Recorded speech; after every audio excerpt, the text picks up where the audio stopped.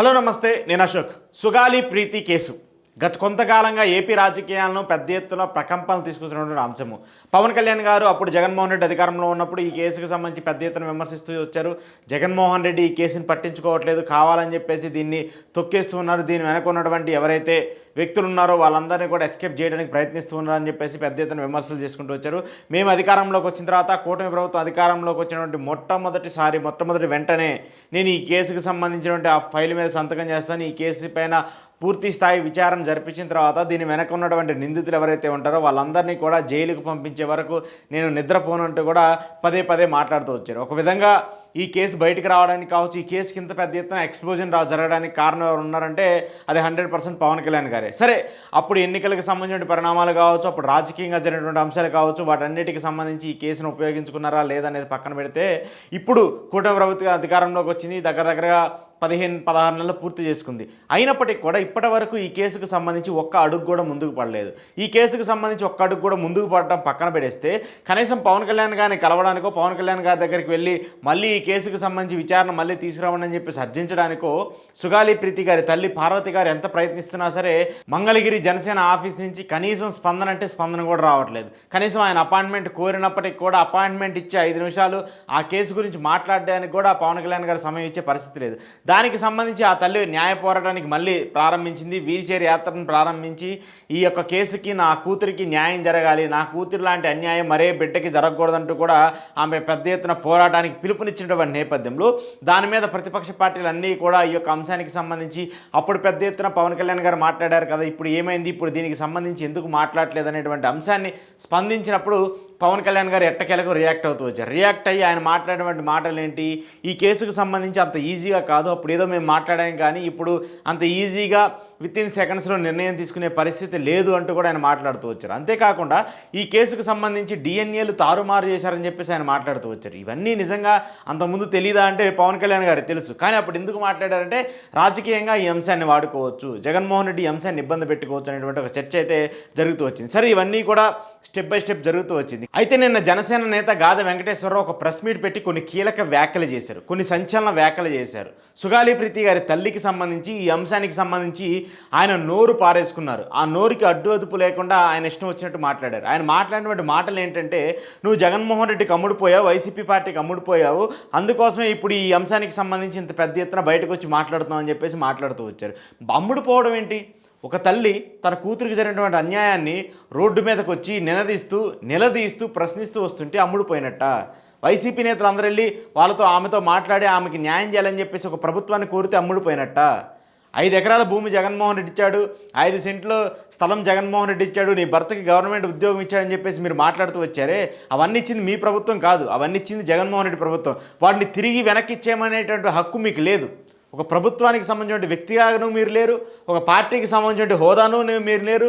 అయినప్పటికీ కూడా ఆ తల్లి మీద మీరు ఇష్టం వచ్చినట్టు మాట్లాడుతూ వచ్చారు. అంతేకాకుండా ఆమె క్యాష్ని అసాసినేట్ చేస్తూ, ఆమె క్యాష్ని తప్పుపట్టే విధంగా మీరు జగన్మోహన్ రెడ్డికి సంబంధించిన వ్యక్తి, మీరు జగన్మోహన్ రెడ్డికి ఓటేశారు, మాకు ఓటు వేయలేదని చెప్పేసినటువంటి ఒక అంశాన్ని మీరు మాట్లాడుతూ ఉన్నారే, మరి అంతకుముందు ఆమె ఏమన్నా మీ పార్టీకే ఓటు వేసిందా? మరి మీరు ఎందుకు ప్రశ్నించారు? అంతకుముందు ఏమన్నా మీ పార్టీకి సంబంధించిన ఏమన్నా మీ దగ్గరకు వచ్చి అడిగిందా? లేదు కదా. ఈ కేసు దగ్గరికి సంబంధించి మీ దగ్గరకు వచ్చింది న్యాయం చేస్తారని చెప్పేసి ఒక ప్రతిపక్ష పార్టీకి సంబంధించిన వ్యక్తిగా పవన్ కళ్యాణ్ ఇది ఇష్యూ మీద మాట్లాడితే అది దేశవ్యాప్తంగా వైరల్ అవుతుంది, దానికి సంబంధించి ఒక తగిన న్యాయం జరుగుతుందని చెప్పేసి అనుకుంటుంది. మరి అప్పుడు మీరు రాజకీయంగా వాడుకున్నారే, ఇప్పుడు మీరు అధికారంలోకి వచ్చిన తర్వాత మిమ్మల్ని నిలదీయడానికో, మిమ్మల్ని ప్రశ్నించడానికో, కనీసం మీ అధినేత అపాయింట్మెంట్ అడగడానికి మీ ఆఫీస్కి వస్తే పట్టించుకున్నటువంటి పరిస్థితి ఉన్నప్పుడు మరి ఆ తల్లి వీల్ చైర్ మీద యాత్ర చేయాలా వద్దా?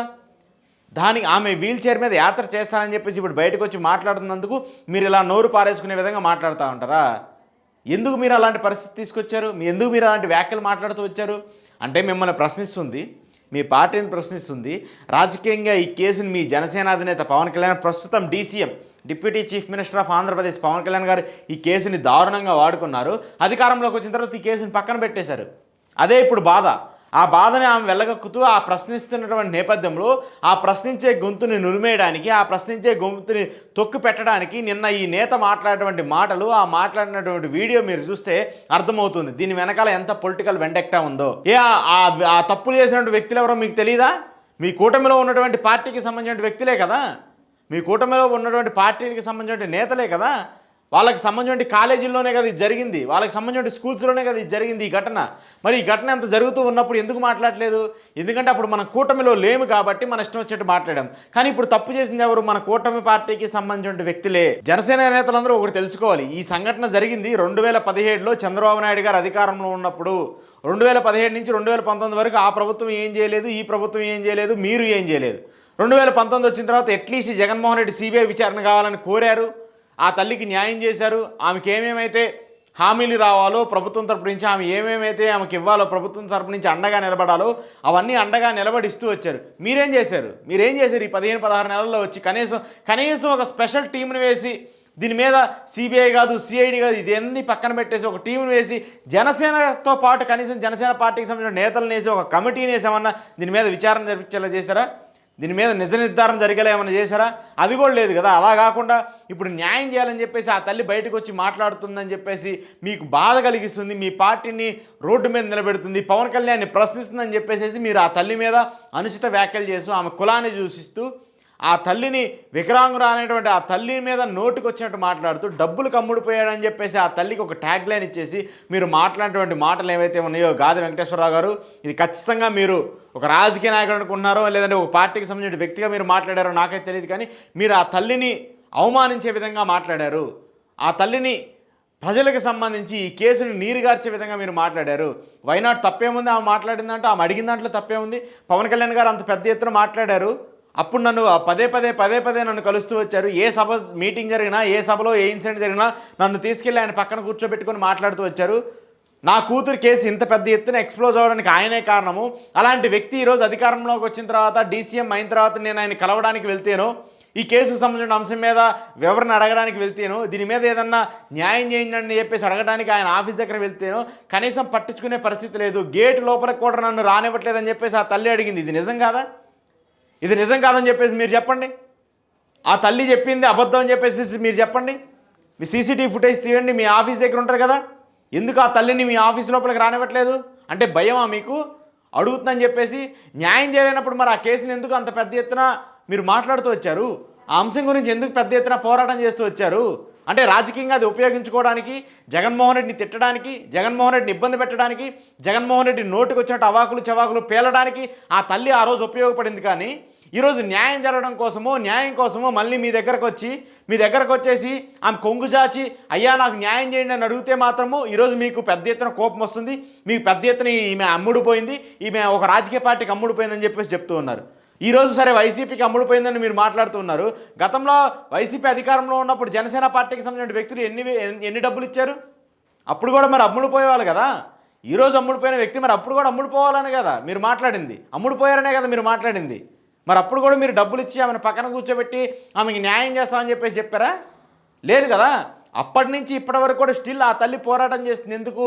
తన బిడ్డకి ఏదైతే అన్యాయం జరిగిందో ఆ అన్యాయానికి సంబంధించి న్యాయం జరగాలని. అలాంటి ఘటన, అలాంటి ఇబ్బందులు, అలాంటి అన్యాయం మరొక ఆడబిడ్డకి జరగకూడదు. పొలిటికల్ వెండెక్టాతో, రాజకీయం ఉంది, డబ్బు ఉంది అనేటువంటి అహంకారంతో, మదంతో ఎవరైతే ఇలా బిహేవ్ చేస్తారో అలాంటి వాళ్ళందరికీ చట్టపరంగా, న్యాయపరంగా చట్టం శిక్షించాలంటూ కూడా ఆ తల్లి కోరుతుంది. దాంట్లో తప్పే ఉంది? అది అడిగినందుకు మీకు కోపం వచ్చిందా? అది అడిగినందుకు ఇప్పుడు మీకు ఆమె క్యాస్ట్ గుర్తొచ్చిందా? అది అడిగినందుకు ఇప్పుడు ఆమె దళిత అని చెప్పేసి మీకు గుర్తొచ్చిందా? ఏ దళితురాలైతే న్యాయం జరగకూడదు? ఈ దేశంలో వాళ్ళకి హక్కు లేదా? వాళ్ళకి జీవించే హక్కు లేదా? వాళ్ళకి గాలి పీల్చుకునే హక్కు లేదా? వాళ్ళకి న్యాయం జరిగే హక్కు లేదా? మరి ఎందుకు ఈరోజు మీరు నోటికి వచ్చినట్టు ఇట్లా మాట్లాడారు? ఏముందని చెప్పేసి మీరు మాట్లాడారు? మీకు పవన్ కళ్యాణ్ గారు చెప్పారు కదా, డిఎన్ఏలు తారుమారు చేశారు, ఆ రిపోర్ట్లు తారుమారు చేశారు. ఆ తల్లి దగ్గర అన్ని రిపోర్ట్లు ఉన్నాయి. ఆ తల్లి దగ్గర ఏదైతే పోస్ట్ మార్టం చేసినటువంటి రిపోర్ట్ కావచ్చు, అప్పుడు పోలీసులు ఎఫ్ఐఆర్ నమోదు చేసినటువంటి రిపోర్ట్లు కావచ్చు, ఆ పోలీసులు ఎఫ్ఐఆర్ నమోదు చేసినటువంటి కనీసం ఎవరైతే ఆ పాపని అత్యాచారం చేసి చంపేశారని చెప్పేసి అభియోగాలు మోపడుతున్నటువంటి వ్యక్తులు ఉన్నారో వాళ్ళ పేర్లు పెట్టడానికి కూడా పోలీసులు భయపడ్డారు. మరి అంత పెద్ద ఎత్తున ప్రెజర్ చేసినటువంటి పొలిటికల్ పార్టీలు, అంత పెద్ద ఎత్తున ప్రెజర్ చేసినటువంటి పొలిటికల్ రాజకీయ నాయకులు ఎవరో మీకు తెలియదా? ఆ మాత్రం మీకు ఇంకెంత జ్ఞానం లేదా? తెలుసు కదా. మరి తెలుసు కూడా దీని మీద ఎందుకు ప్రశ్నించలేకపోతున్నారు? ఎందుకంటే ఇప్పుడు మనందరం కూటమిలో ఉన్నాము, మన కూటమికి సంబంధించిన పార్టీకి సంబంధించిన వ్యక్తులు వాళ్ళు. ఇప్పుడు దాని గురించి నేను మాట్లాడకూడదు కదా. మాట్లాడితే ఏమైపోయింది? కూటమిలో మళ్ళీ ఇబ్బందులు వస్తూ ఉంటాయి. సుగాలి ప్రీతి కేసుకి సంబంధించిన అంశం మీద అందుకే కదా టీడీపీ అసలు కనీసం నోరు కూడా మెదపట్లేదు. కనీసం నోరు కూడా మాట్లాడటం లేదు.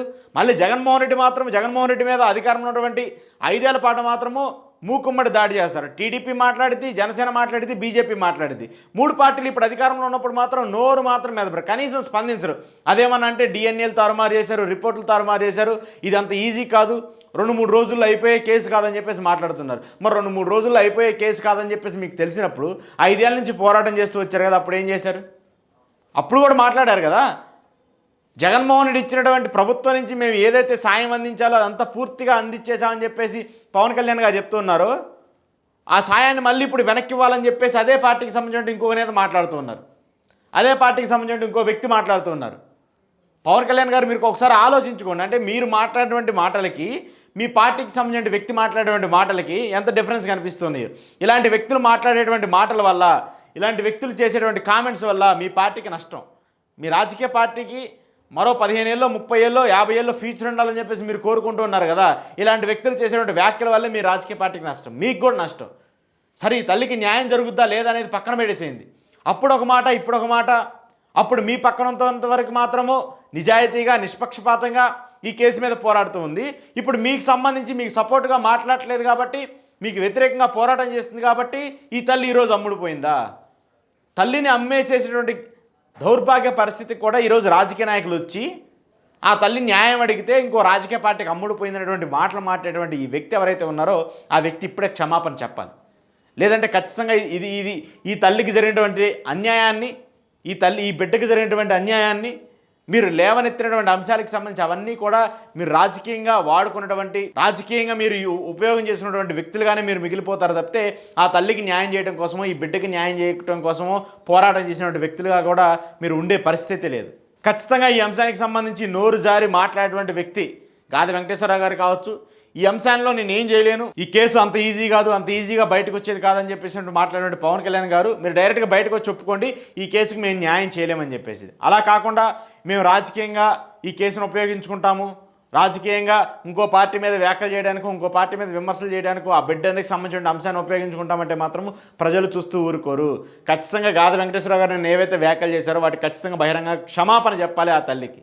లేదంటే మాత్రం ఖచ్చితంగా దీని మీద పోరాటానికి ఆమె సిద్ధమవుతుంది. ఆమెతో పాటు ఎవరైతే మిమ్మల్ని నమ్మి మీరు ఏదో న్యాయం చేస్తారని చెప్పేసి ఆశించినటువంటి వ్యక్తులు ఎవరైతే ఉన్నారో వాళ్ళందరూ కూడా ఈరోజు మీ మీద తిరగబడే పరిస్థితి వస్తుంది.